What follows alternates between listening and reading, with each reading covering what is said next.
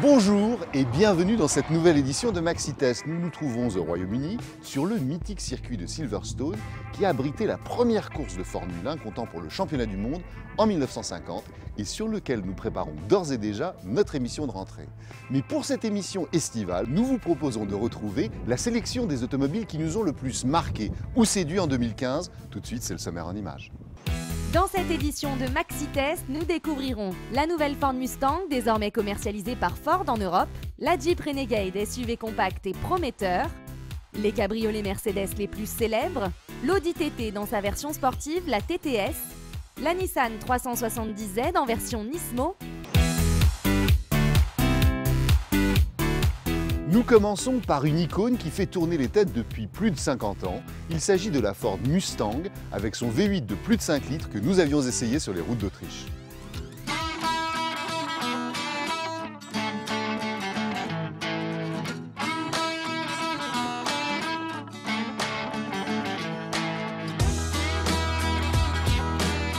La nouvelle Ford Mustang présentée au Mondial de Paris et lancée en 2015 sera la première en 50 ans de carrière et 9 millions de véhicules vendus depuis son lancement en 1964 à être commercialisée en Europe. En effet, jusqu'alors, elle n'était pas officiellement diffusée mais importée par un circuit parallèle. Pour quel marché ? C'est la première Mustang mondiale. Ce sera la première Mustang qui va être vendue partout, sur tous les continents. C'est une toute nouvelle voiture. C'est une Mustang pour le monde entier. La nouvelle Mustang est proposée en coupé et en cabriolet et reste fidèle au style qui a construit sa légende. Pourtant, elle s'est entièrement renouvelée. Ce sera la première Mustang avec un train arrière indépendant. Ce sera la première Mustang avec de la technologie EcoBoost. Ce sera la première Mustang avec un volant à droite pour le Japon, l'Angleterre, l'Australie. À l'extérieur, ce qui marque. Tout d'abord, la réinterprétation contemporaine de la fameuse face avant en nez de requin. La ligne de toit basse et ses proportions imposantes, 4,80 m pour 1,91 m. La silhouette élancée, soulignée par un pare-brise et une lunette arrière très inclinée. Des arêtes qui viennent galber sa silhouette et les feux arrière tridimensionnels en 3 éléments, eux aussi symboles de sa filiation. Mais au fait, à quoi ressemble le client Mustang ? Dans le fantasme européen, la Mustang c'est une muscle car, c'est une voiture américaine avec un gros V8. Là, on va introduire une version 4 cylindres EcoBoost qui fait un peu plus de 300 chevaux, qui est typiquement l'offre qu'un client qui achète une BMW série 4 ou une Audi A5, en tout cas un coupé, pourra avoir envie d'acheter. Et puis on aura également pour les passionnés, pour ceux qui ont le plus envie du son traditionnel du V8, on aura une version V8 GT qui va répondre également à cette partie-là. On a cette double offre qui va nous permettre de satisfaire l'ensemble des besoins. À l'intérieur, le poste de conduite inspiré de l'aviation associe des boutons classiques qui respirent la sportivité et des commandes tactiles. La Mustang bénéficie notamment de Sync 2, nouvelle évolution du système de connectivité Ford qui inclut un grand écran tactile de 8 pouces et des commandes vocales enrichies pour piloter les équipements multimédia, la navigation, la climatisation et surtout les téléphones mobiles. On apprécie à l'avant l'assise Recaro. L'espace aux places arrière peut sembler un peu juste selon l'usage qu'on lui confère, il a toutefois le mérite d'exister. Le coffre peut accueillir 2 sacs de golf. Sous le capot, au célèbre bloc Ford V8 5 litres de 421 chevaux et 530 Nm, pour l'Europe, s'ajoute un tout nouveau moteur EcoBoost de 2,3 litres 317 chevaux, pour un couple de 432 Nm. Le V8 5 litres ou le nouveau moteur EcoBoost 2,3 litres affichent un comportement routier de très haut niveau. Notre préférence va assez logiquement au V8 qui abat le 0 à 100 en 4,8 secondes pour une Vmax de 250 km/h. On saluera toutefois l'accessibilité tarifaire et la sobriété de l'EcoBoost. Quel mix des ventes anticipe-t-on ? On prévoit d'avoir à peu près 2 tiers d'EcoBoost, 1 tiers de V8. Ce n'est pas tout à fait les mix que l'on a au lancement. On a un peu plus de mix de V8 au lancement pour une raison simple, c'est que les primo-accédants, les premiers qui passent commande sont les plus passionnés et naturellement ils vont sur le V8. Mais on pense que ce mix va se lisser avec une plus forte proportion d'EcoBoost au fur et à mesure.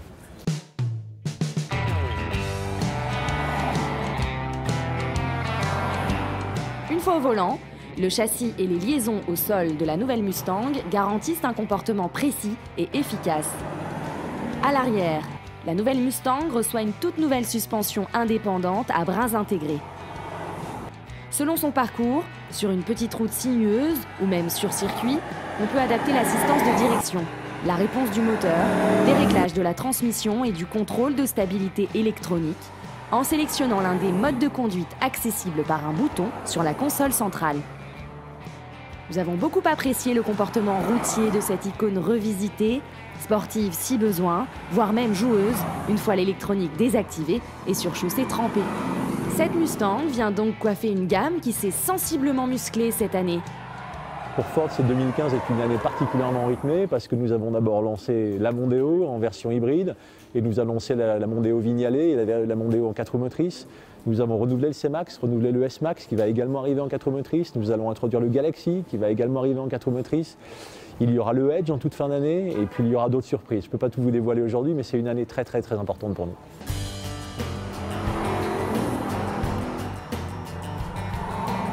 En conclusion, si certaines finitions semblent perfectibles, il ne faut pas oublier le positionnement unique de la Mustang, y compris au plan du prix, assez inédit pour ses prestations, comptées de 35 000 à 46 000 euros.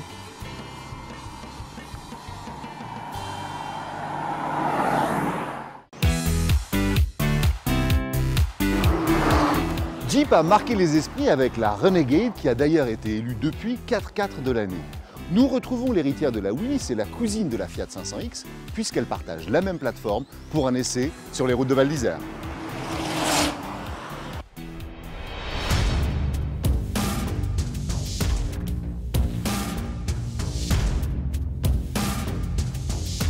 Jeep se met en ordre de bataille pour mener l'un de ses plus grands combats, donner du fil à retordre aux stars du marché des SUV et crossovers compacts.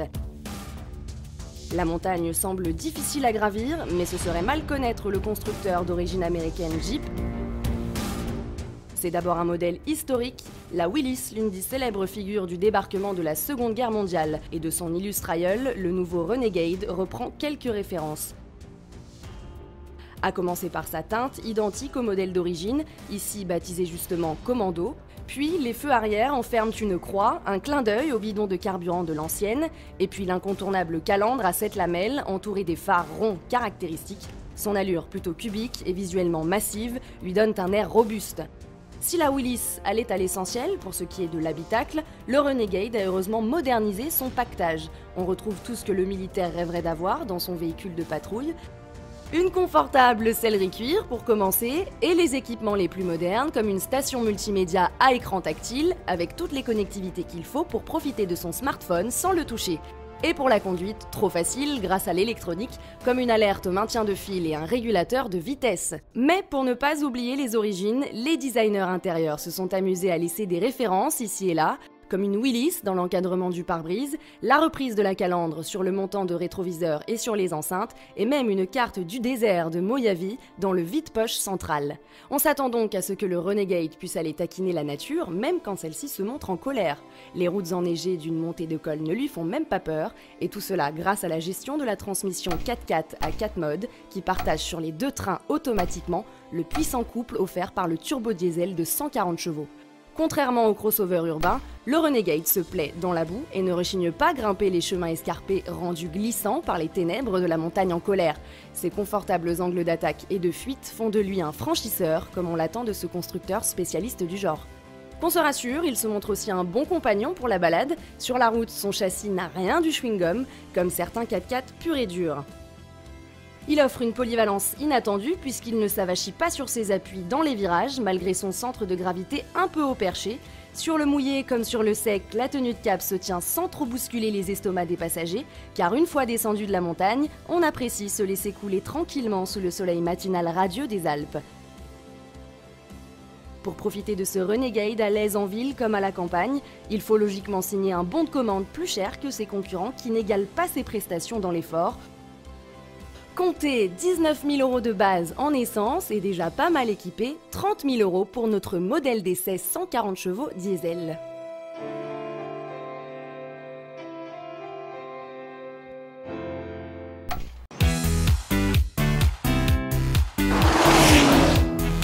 Trêve estivale oblige, nous retrouvons tout de suite Pierrick chez Mercedes pour découvrir ou redécouvrir une sélection de cabriolets emblématiques. Nous sommes dans le premier modèle de cette rétrospective des cabriolets au Mercedes-Benz Center. Alors nous sommes accompagnés aujourd'hui d'Olivier Amelino, le responsable de la communication pour les véhicules anciens chez Mercedes. Alors Olivier, ce premier modèle, quel est-il ?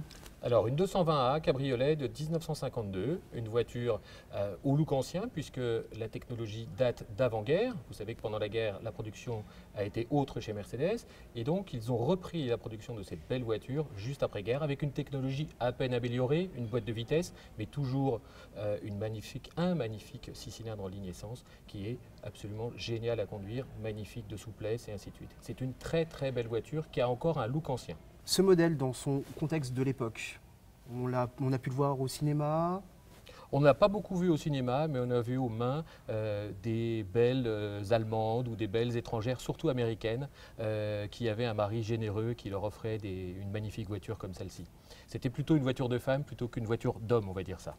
Alors Olivier, après la 220A, maintenant on est dans une 300S. Quelle différence entre les deux voitures ? Eh bien, pas de différence d'âge, la même année, mais une différence de taille. Une plus grosse voiture, avec un gros moteur 3 litres de 160 chevaux, ce qui était exceptionnel pour l'époque. Et donc une voiture qui correspondait vraiment au très haut de gamme de l'Allemagne et au renouveau de l'industrie allemande après la guerre. Cette voiture, c'était l'élite qui roulait avec. On peut considérer ça comme une classe S cabriolet aujourd'hui, vous voyez, le très haut de gamme chez nous. Et puis, une voiture que les stars du cinéma, que ce soit Clark Gable ou Fernandel pour chez nous, possédaient et utilisaient quasi quotidiennement. Alors après la 300S, on fait un bond de 20 ans en avant, puisque maintenant on est dans une 280 SE. Alors Olivier, elle a une histoire cette voiture, hein. Alors oui, déjà, elle a une belle histoire. C'est une classe S coupé, une grosse berline de chez nous, un beau avec 4 places. Et ça, c'est très rare, c'est très peu courant. Une longue histoire puisque ça a commencé au milieu des années 60 jusqu'aux alentours des années 75 avec énormément de versions. Et là, nous sommes dans la plus top des tops, celle que les collectionneurs recherchent aujourd'hui, une 3,5 litres avec un moteur V8. Et ça, elle est formidable cette voiture-là. Vous pouvez partir en week-end, souvenez-vous, Very Bad Trip. Quand ils partent de Los Angeles vers Las Vegas, c'est dans un modèle similaire, identique. Ils étaient 4 ou 5, donc pas de souci. Et c'est vraiment une voiture splendide et très très recherchée aujourd'hui par les collectionneurs. Ils adorent. Alors maintenant, on va se retrouver dans le dernier véhicule de cette rétrospective, la 500 SL.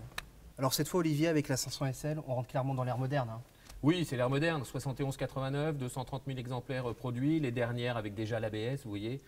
C'est des voitures très modernes, très sympas à conduire, qui commencent à être courues par les collectionneurs. Et puis c'est des voitures mythiques. Souvenez-vous, le début d'American Gigolo, sur la US One à Malibu, c'est cette voiture-là, avec Blondie qui chante Call Me, extraordinaire.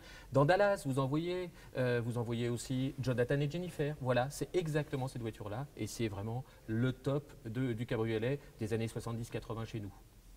Eh bien Olivier, merci beaucoup pour nous avoir accompagnés sur cette rétrospective. Ce fut un plaisir.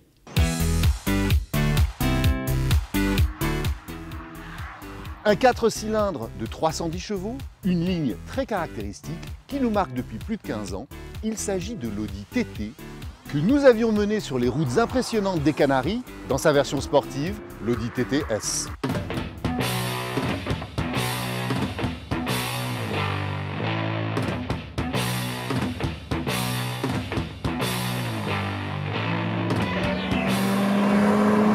Galaxie Audi, le TT joue les comètes depuis 1999.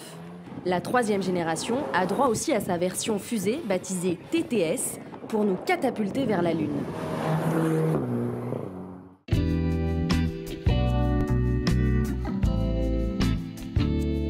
Mais c'est aux Canaries, sur l'île de Fuerteventura, que nous avons validé ses capacités à nous amener au 7e ciel. Et pour s'envoler vers les étoiles, autant le faire avec style. Le TT ne perd pas sa ligne de toit arrondi qui la caractérise. Son arrière, court et fuyant, continue de dévisser les têtes. Alors que l'avant, résolument moderne, affiche un regard futuriste, renforcé par ses bandes de LED lumineuses perçantes de jour comme de nuit. Derrière ce regard acéré, le même habitacle que tous les TT, à la finition excellente où le cuir se mêle à l'aluminium. Pour ne pas oublier que nous sommes dans une version délurée, quelques badges TTS ici et là. On adore particulièrement l'écran couleur à la place des compteurs qui indiquent le cap et toutes les données nécessaires à la navigation.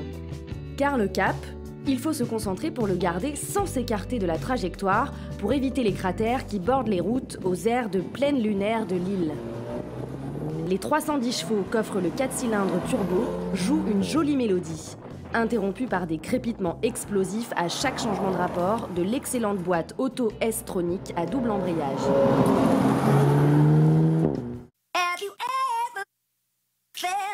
Are you listening? Damn.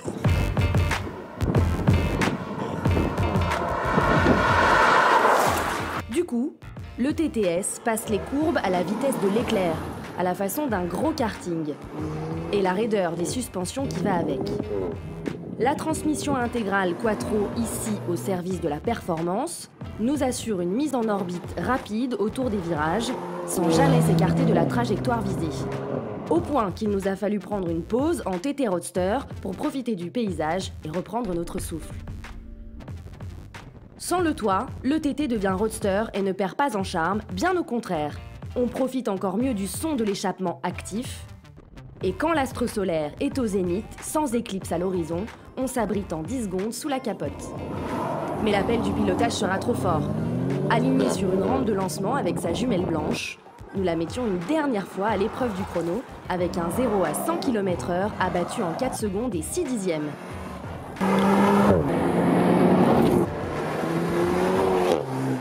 Et à quel prix? 55 300 €, soit sensiblement le même tarif que la dernière.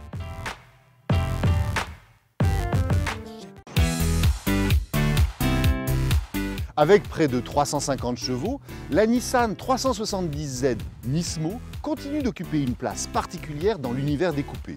Nous en avions pris les commandes avec un certain plaisir sur la route du col de Turini.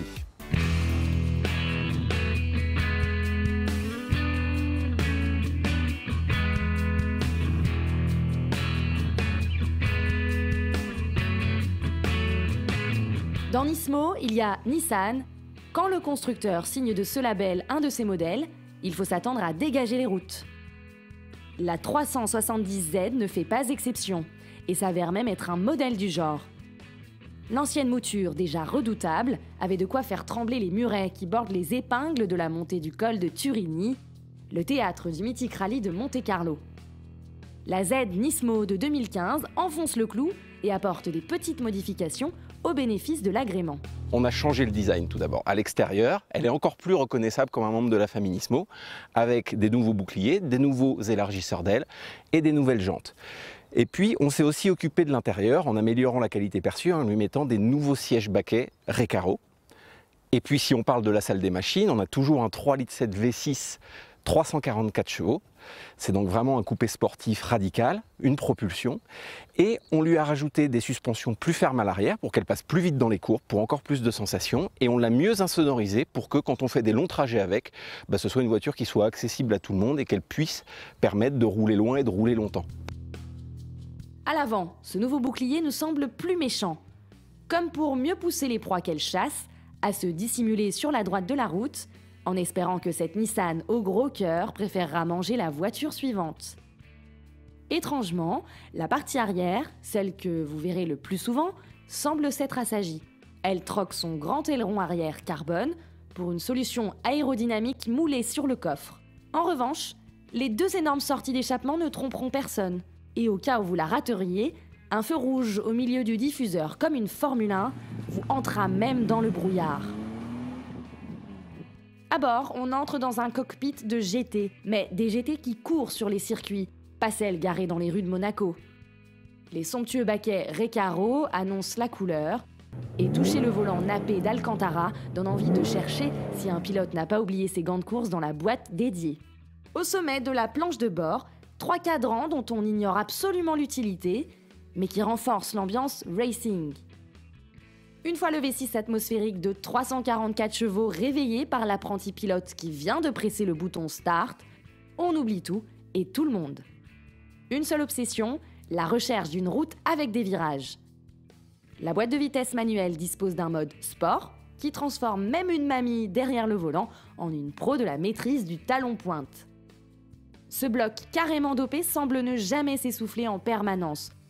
Les lignes droites entre deux épingles de la tortueuse route pour rejoindre le Turini semblent toujours trop courtes. Il faut alors ne pas hésiter à grimper sur les gros freins. En sortant des épingles, on peste sur cet intrus qui essaie de gâcher la fête, une certaine fée électronique baptisée ESP. Un bouton permet heureusement de l'endormir. Toutefois, même sur le sec, il faut contenir sa propre fougue, car le train arrière devient immédiatement insolent. Et c'est justement tout ce qu'on aime. L'empattement fait préférer plutôt les grandes courbes. Toutefois, quel que soit le profil de la route, c'est une banane qui se dessine sur le visage, alternant avec un regard acéré, car une grande vigilance s'impose. Les 100 km/h atteints en 5 secondes à peine en attestent. On n'évoquera pas la question hors sujet du malus écologique, même si celui-ci vient gonfler la note de base de 45 900 €. D'ailleurs, à ce tarif, à quel type de clientèle s'adresse-t-on ?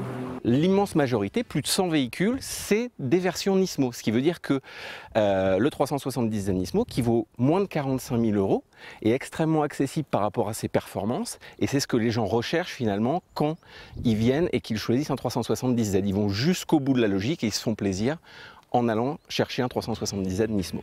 Évidemment, on pense immédiatement à des blasons plus prestigieux, mais rouler en 370Z Nismo, c'est justement afficher sa différence dans sa façon de s'amuser, sans jamais sacrifier la performance.